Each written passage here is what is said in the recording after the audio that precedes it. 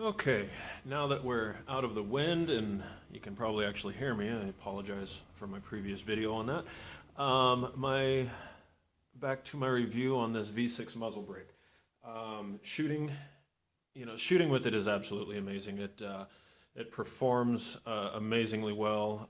I did notice that the low brass bird shot, which was the Federal 2 3/4 7.5 shot, 1,200 feet per second bird shot. It didn't seem to make a huge difference in recoil, but what I did notice the massive recoil difference was with slugs. And from what I'm gathering is it's these ports here where they face more in your backwards direction.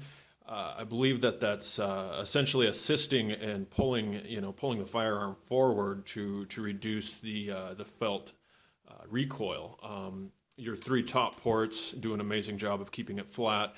I was a little concerned to see if it would throw to the right. Most veprs usually do, and it did wonderful. I figured with having ports on both sides that we would see some pull to the right, but everything stayed nice and true and nice and straight. The weight, some people online were complaining about the weight. It is heavy, but it's not ridiculous. So what I was used to shooting all the time was this guy here, which is your most common, vepr 12 muzzle brake.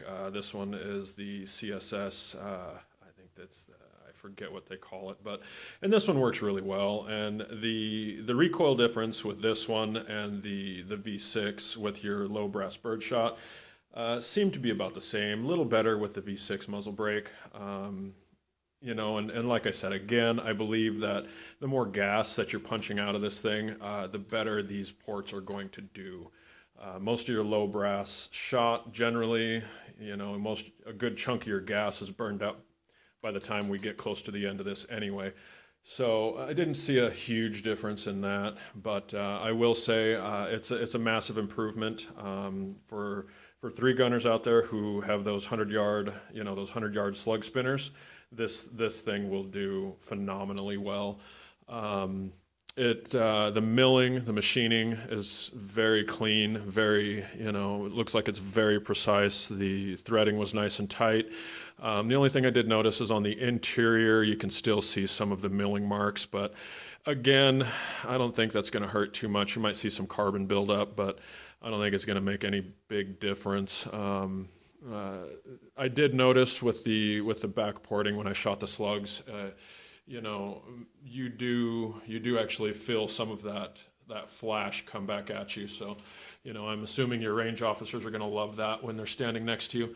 But overall thoughts, I think it's from previous experience with other muzzle brakes on my vepr 12, this is the best one for keeping your firearm flat and for felt recoil. Money.